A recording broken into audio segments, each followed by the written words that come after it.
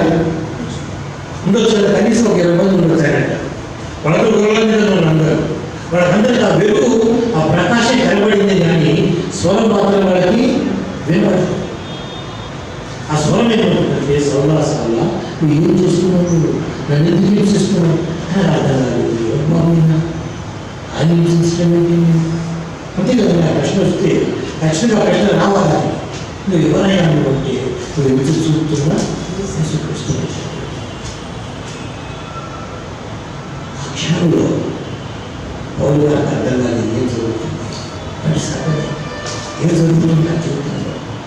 ఒకసారి ఆ వెలుగును చూడలేక ఆయన పరిస్థితి వచ్చిందంటే ఆయన కళ్ళు బొబ్బలు, ఆయన కళ్ళు కనపడటం లేదండి.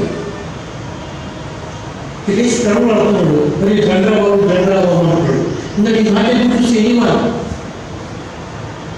ఆయనకి గుడితనం వచ్చేసింది ఆ సమయం. He has encountered Jesus on that day. యేసుక్రీస్తు ప్రభువుని, యేసుక్రీస్తు ప్రభు ఆయన కోసమే ఆ రోజు ఆ సమయాన్ని కనిపించి ఆయనతో మాట్లాడాడు. ఆ తర్వాత మనం గమనించాలి, సౌలు అనే వ్యక్తి జీవితం ఏంటంటే పౌలుగా మార్చింది. ఎస్, ఆయన యొక్క దిశ, ఆయన దర్శనం మొత్తం మారిపోయిందండి. మనం ఇక్కడ నూతన నిబంధనలోని రూపాసువాత 19వ అధ్యాయంలో వ్యక్తిని చూస్తాము. ఆయన పేరు ప్రవేశంలో ఎవరు? జక్కయ్య.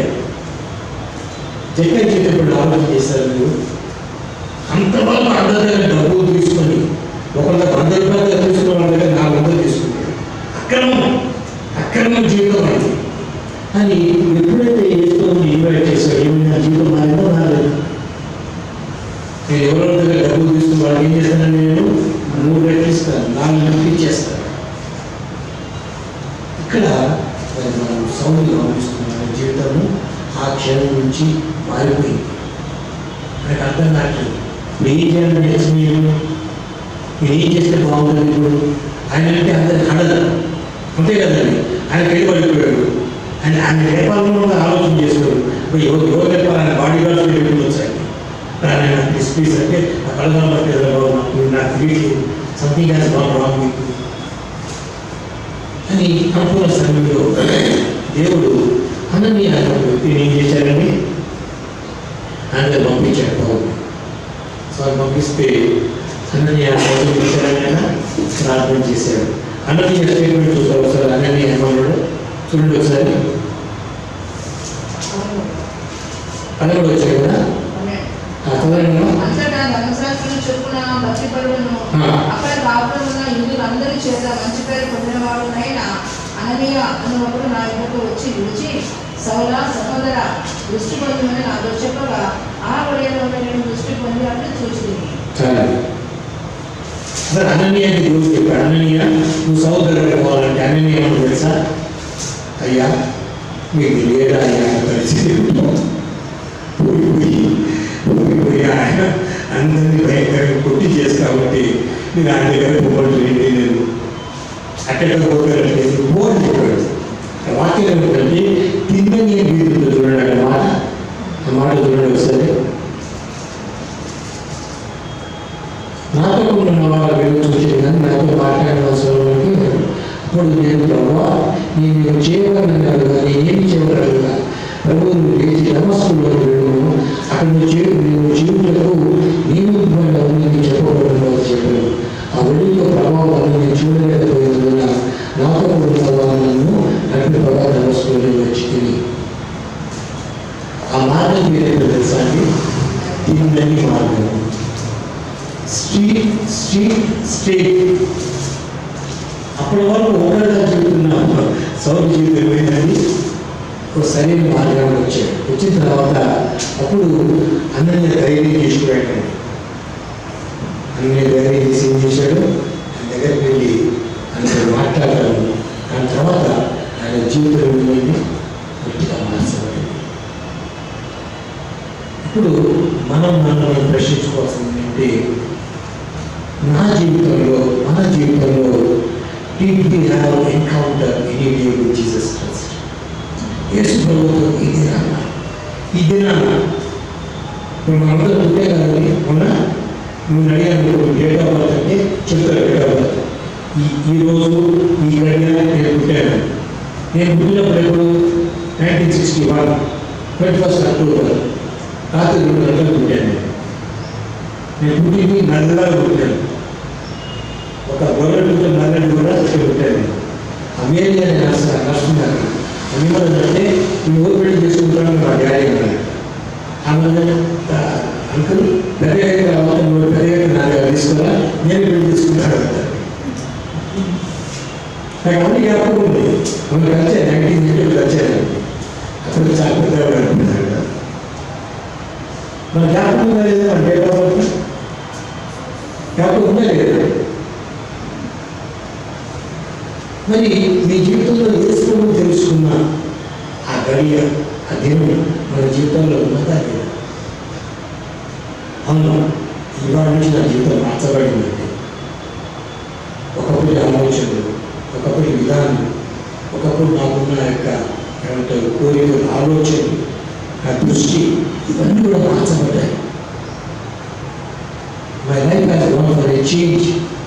ఇప్పుడు సౌలు గారు ఆయన వెళ్ళి వాక్యం ప్రకటిస్తున్నారు. సేమ్ ఎక్కడ వెళ్ళి ఏం చెప్తున్నాను ఆయన నా జీవితం ఈ విధంగా మార్చబడింది. మీకు తెలుసా పాల్ని సుశీల్ గారు తీసుకొని వస్తే సుశీల్ ఆయన యాక్సెప్ట్ చేశారా? చేయలేదు. ఏదైనా ఆయన పట్టుకొస్తున్నాడు మా దగ్గరికి, ఆయన వచ్చి మనకు ఉన్నా పట్టుకోవచ్చు, ఏమైనా చేయొచ్చు. ఇప్పుడు పౌల్ని సుశీల్ గారు తీసుకొచ్చిన ఎవరండి? ఆయన పేరు బర్నబాస్. బర్నబాస్ పౌరుని తీసుకొని రావడం జరిగింది. దాని తర్వాత పౌరుల జీవితంలో ఎన్ని పరిస్థితులు వెళ్ళాడు మన వాక్య భాగాలను మనం చూస్తున్నాం. చాలా చాలా కష్టకరమైన పరిస్థితుల్లో వెళ్ళాడు. ఆయన ముమ్మారు ఆయన బెత్తంతో కొట్టారు. చచ్చిపోయారని చెప్పి ఆయన ఊరు బయటపడేశారు పౌరుని. చాలా ఒక 2 సార్లు 3 సార్లు ఆయన సముద్రంలో తెప్ప మీద ఉన్నాడు. తెప్ప మీద 3 రాత్రులు చాలా కష్టాలు ఉంటాయి. ఒకప్పుడు సౌలు అనే వ్యక్తి జీవితంలో వేసుకోవడం లేదు. ఆయన చేసుకుందంట కరెక్ట్ అనుకుంటాడు. నేను చేసుకుంటే alright, what I'm doing is alright. నేను చేస్తున్నా కాబట్టి నో ప్రాబ్లం, తప్పదు. ఎప్పుడైతే యేసుప్రభువుని ఎన్కౌంటర్ అయ్యారో ఆయన జీవితం ఏంటంటే అసలు నీ యాసకు ఇది. ఇంకోటి మొదటిగా పౌలు గారు చేసిన పని ఏంటంటే యూదుల మధ్యలో సేవ చేయాలనుకుంది. ఎక్కడండి యూదుల మధ్యలో సేవ చేయాలనుకుంది. కానీ దేవుడు అంటే నువ్వు యూదులో కాదు, నువ్వు అన్ని జీవులకు అపొస్తలులుగా ఉంటావని చెప్పాడు. అది ఆయన 3 ప్రయాణాలు చేశాడు. సముద్రం మీద 3 ప్రయాణాలు చేసి ఆయన 14 పత్రికలు రాశాడు. ఎప్పుడు రాశాడండి ఆయన? పౌలు గారు ఎప్పుడు రాశాడు ఈ 14 పత్రికలు? ఎక్కడ? జైలు నుంచి రాశాడు.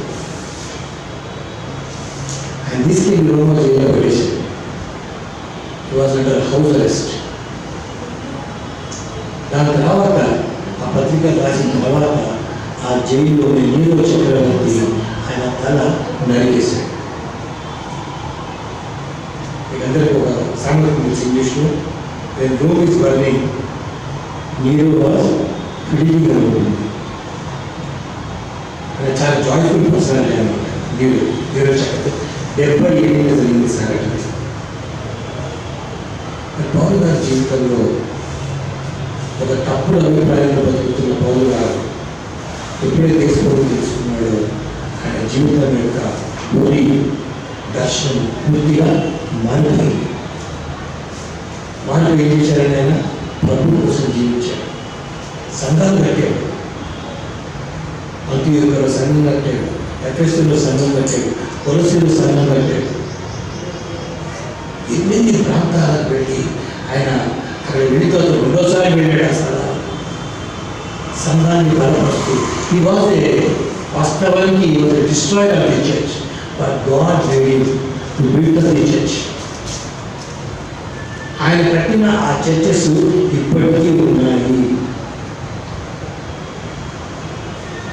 కాబట్టి మన జీవితాల్లో if you have not encountered Christ in your lives, నా జీవితం and my living witness tell you, ఈ 1980 14th జనవరి దాకా యేసు నా జీవితంలో లేడు. నమ్మకాలు క్రైస్తవులు బతుకుతున్న వ్యక్తి. కానీ ఎప్పుడైతే యేసు నా జీవితంలో వచ్చాడు, నా పర్పస్, నా జీవితంలో సక్సెస్ లేదా ఖచ్చితంగా సక్సెస్ నా జీవితంలో. మా ఇంట్లో నేను మొత్తం డిగ్రీ కంటిన్యూస్గా కాలేజీకి వెళ్ళి చదువుకొని కంప్లీట్ చేశాను. మిగతా వాళ్ళందరూ ప్రైవేట్ క్లాస్ పాస్ అయ్యారంటే దేవుడు నన్ను బహుగా ఆశీర్వదించాడు. నాకు మంచి భార్యను ఇచ్చాడు, మంచి అత్తమామను ఇచ్చాడు, బంధువులకు అందరూ మంచి బంధువులు ఇచ్చాడు. ఎవరితో మీతో గొప్ప ఆధిక్యత చెప్పండి. 32 సంవత్సరాల వయసులో పనిచేసి ఆ వెళ్ళిన పరిస్థితులన్నీ దేవుడికి తెలుసు. ఇక్కడే ఒక మార్చిన ఇక్కడ నన్ను సంబరానికి 20 మంది వచ్చారు. 20 మంది వాళ్ళందరూ వాడిని కండలు ఉంటే వాళ్ళు ఏమంటున్నాడు, జర్నలిజం చేస్తారు, బౌన్సర్స్. ఎగ్జాక్ట్ 20 మంది వచ్చారు. ఒకటి అందులో వచ్చిన సూచి సర్ప్రైజ్. అలాంటి పరిస్థితులు దేవుడు కల్పించాడు. దేవుడు ప్రొటెక్షన్ మనకు లేదా? మన ప్రొటెక్షన్ ఇస్తాడు. మన ప్రతి పరిస్థితులలో ఆయన మనతో ఉండడానికి ఆయన ఇష్టపడేది. కష్టమైన, నష్టమైన, బాధైన, నొప్పైన అన్ని పరిస్థితులలో ఆయన మనతో ఉండడానికి ఇష్టపడేది. ఇదిగో నేను యుగ సమాప్తి వరకు సదాకాలము నేను మీతో కూడా ముందునని దేవుడు వాగ్దానం. కాబట్టి మన జీవితాల్లో మనం ఏ స్థితిలో ఉన్నాం, అది on the side of soul or God he's converted, నువ్వు లేదండి ఆయన పాల్లో నా జీవితం మార్చబడింది, నా జీవితం చేసుకుని ఉన్నాడు, డెఫినెట్లీ నా భవిష్యత్ అంతా యేసు చేతుల్లో ఉన్నది అని ధైర్యంగా చెప్పగలిగే పరిస్థితి మన జీవితంలో ఉంది. సమస్య ఏంటంటే మనం బ్లగలో బతికేమనుకోండి, సౌండ్ ఎక్కడ బతికాడు తెలియదని. బైబిల్లో మాట ఉంటుంది, సత్యము మిమ్మలను స్వతంత్రులుగా చేయండి. ఏం చేస్తే సత్యం ఏం చేస్తాను? నేను ఎక్కడ పోయినా కూడా నేను రక్షణ సువార్త చెప్పట్లేదు, ఇదే మాట చెప్తున్నాను. సత్యం మిమ్మలను స్వతంత్రులుగా చేస్తుంది. నేను గురువులు ఎవరు చెప్తున్నాను. సత్యం ఎవరు?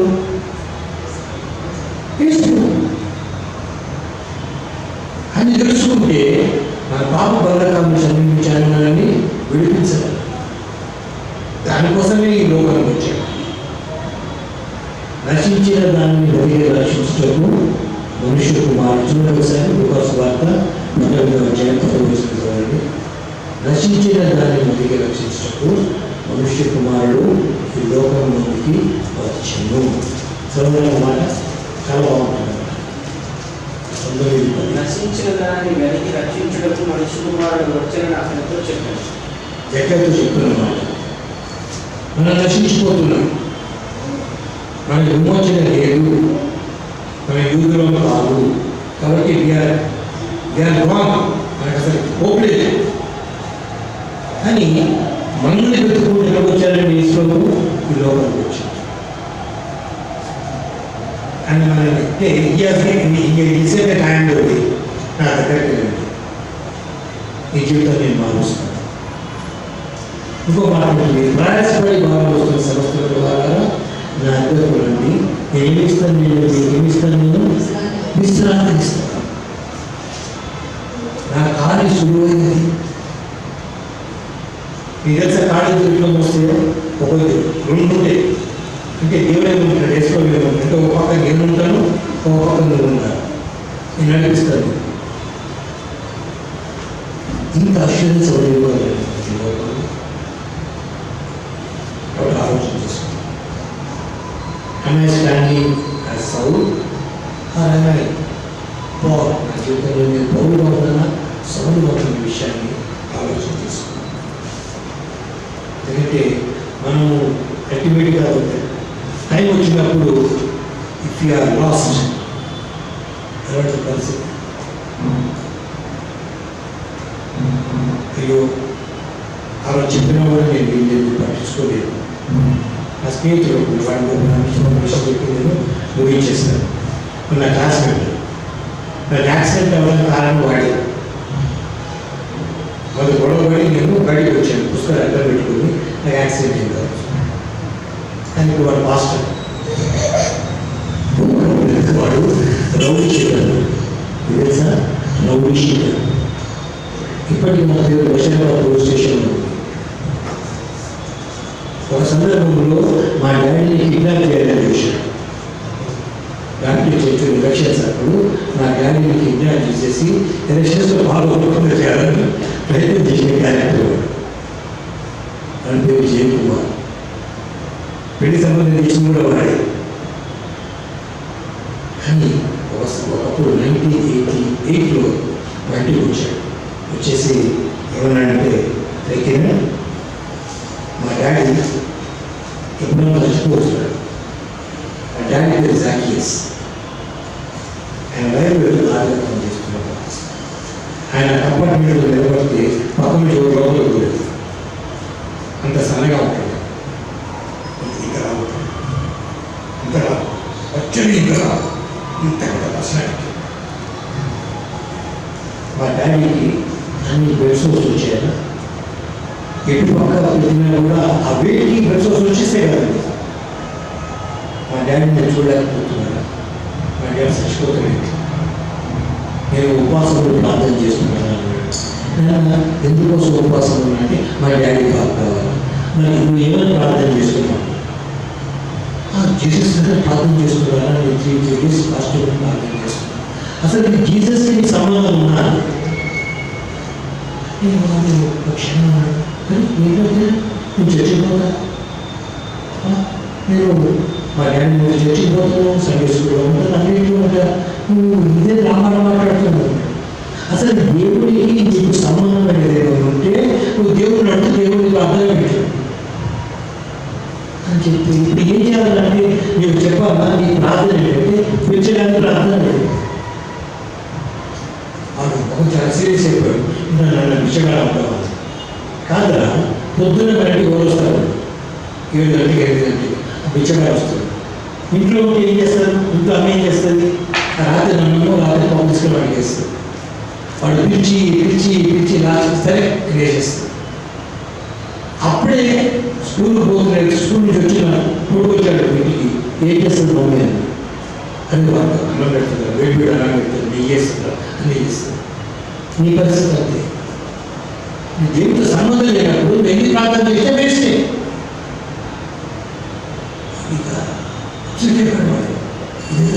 ఇంతవరకు నా విషయం తెలియదు. నేనేం చేయాలి? యేసు ప్రభువుని సొంత లక్ష్యంలో డాడీ భక్తులో భక్తుడు ఇంతకాలం ఉంటాడు నాకు తెలియదు. డాడీ బాగా ఉన్నా కూడా నేను ప్రార్థన వినాలన్నా కూడా యేసుని తెలుసుకుంటేనే ఆయనతో నీకు సంబంధము ఏర్పడుతుంది. యెషయా-గ్రంథం వచ్చాను 1:18 రండి మన వివాహం తెలుసుకుందాం. ఈ పాపములు రక్తవలేను కెంపువలే తెల్లను. మీ మీ పాపములు చూడండి సార్ మన ఇచ్చిన అది కెంపువలేను ఒరేవచ్చు వాళ్ళ తెల్లను. ఏమంటే రండి మన వివాదము తెలుసుకుందాము. He's asking us to reconcile. He's opening it. Right. Yes. మీరు సమ్మతించి నా మాట విన్న ఎడల మీరు భూమి యొక్క మంచి పదార్థాలను అనుభవించరు. రైట్. సమ్మతింపబడిన ఎడల కాబట్టి ఎప్పుడైతే మాట చెప్పాను అడుగునంటే నేను అప్పుడు మన గురించి కొన్ని మాటలు చెప్పకూడదు. చాలా భయంకరమైన నాతో కాదు. నేను చర్చికి పోతాను, చర్చిలో ప్రార్థన చేస్తాను. ఇల్లు ఉండాలి చర్చి. చేసిన తర్వాత ఈ రాత్రి వెళ్ళి ఈ పాపాల విషయంలో పశ్చాత్తాపడ్డాడు. వాడు పశ్చాత్తాపడ్డాడు. డాడీ కొంతకాలం బతికాడు. వాడి డాడీ గౌరవించుకున్నాడు. దాని తర్వాత వాడు మాకు ఇంటీరియర్ డెకరేటివ్. వాడు ఇంటీరియర్ డెకరేటివ్ మహా తెలియదు. వాడు ఇప్పుడు వేసుకొని ఈ బయలు దిగుతున్నాడు. ఒకప్పుడు బోలా గారు చేపట్టాడు తెలుసా రేపు మందం కడుతుంది కదా, మందం తగ్గి కొట్టేవాడు. కొట్టే కట్టేదనుకోండి ఇన్ని గుట్లు వేయలేదు, చచ్చిపోతుంది. ఘోరమైన వ్యక్తి.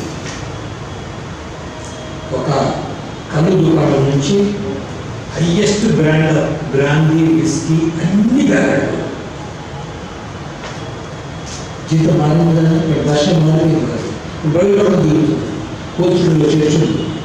శ్రీరామ్ కోస్తాలను అక్కడ చేర్చుంది. జీతం మార్చబడింది. మన జీవితంలో చెప్పుకోవట్లేదు అలాంటి సాక్ష్యం ఉంటుంది. మన జీవితం ఆలోచించారు. అంటే మోసపోకుని దేవుడు ఎక్కిరించబడడు. మనం ఏ పంట విత్తుతామో అదే వస్తుంది. మంచి పనులు చేయడానికి పర్వతం రోగాలను ఏమంటారు వాక్యంలో ఉందా? మీరు మంచి పనులు చేయండి పర్వతం వాక్యం ఎక్కడ? మీ మంచి క్రియల మీరు ముడి మూడవని చెప్తారు విషయాలు. Righteousness we cannot go to God. మన పాపని యాక్చువల్గా ఒప్పుకుంటే మన జీవితాన్ని ఆయన అవసరం. కాలాలతో సమయంతో ఆయన పని ఎన్ని క్షణం ఎన్ని మూమెంట్ ఇక ఆఫర్ పెట్టాయి. మా అమ్మగారు 60 years అప్పుడు వేసుకోవచ్చు. మా నాన్నగారు 65 years అప్పుడు వేసుకోవచ్చు. వాటి వయసుతో సంబంధం లేదు. కానీ సత్యం తెలుసుకోవడం మాత్రం చాలా ముఖ్యం. సౌర జీవితాన్ని గమనించాను. సౌర జీవితం మార్చబడి ఎవరుగా మార్చబడ్డాడు.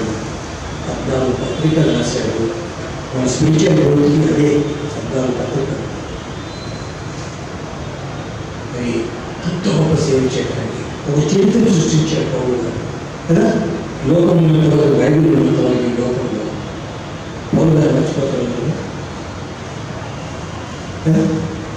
మన జీవితంలో కూడా we have to create history our lifes.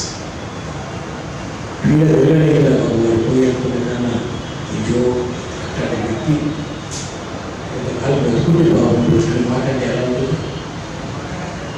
ఎంతమంది ఉపయోగకరంగా బతకడానికి ఆలోచన చేసుకోవాలి.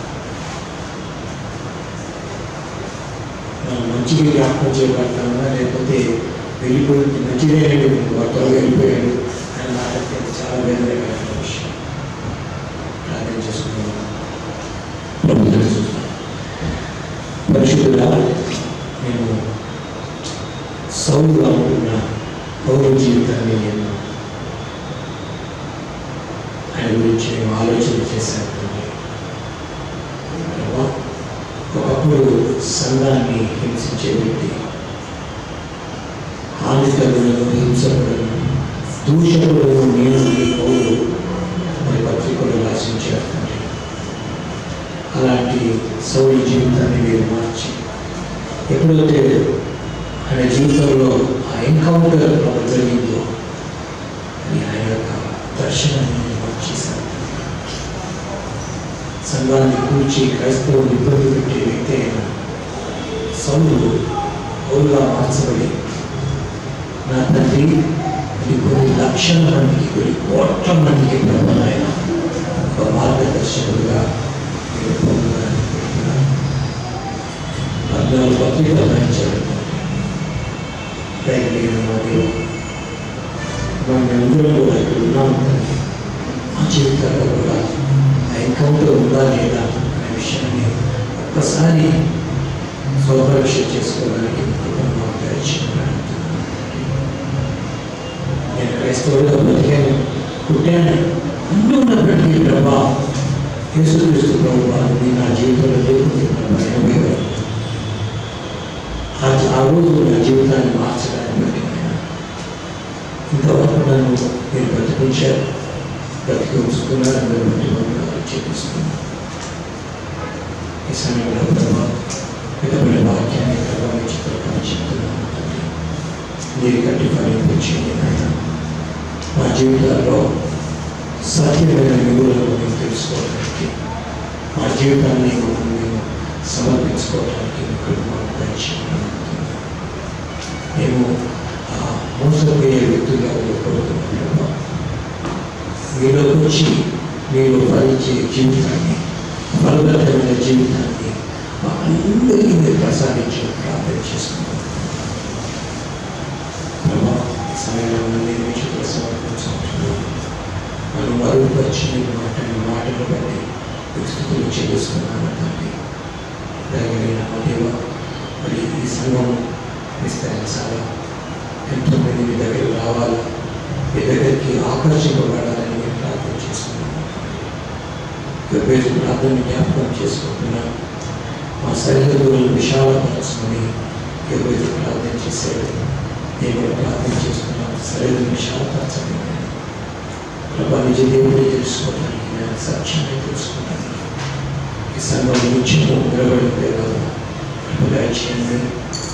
వ్యక్తి గారిని ప్రభా భార్య వాళ్ళు పాపేరుకుంటున్నా తండ్రి, వివాహం నుండి వాళ్ళు వస్తుందిగా క్షేమంగా తీసుకురండి తండ్రి.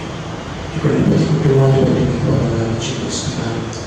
ప్రతి ఒక్క బిడ్డని దీవించండి ప్రభా, చిన్న బిడ్డని దీవించండి, పెద్దవారిని దీవించండి ప్రభా. మేమందరం ప్రభా ఆయన ఆశీర్వాదానికి కాలంలోగా ఉండాలి.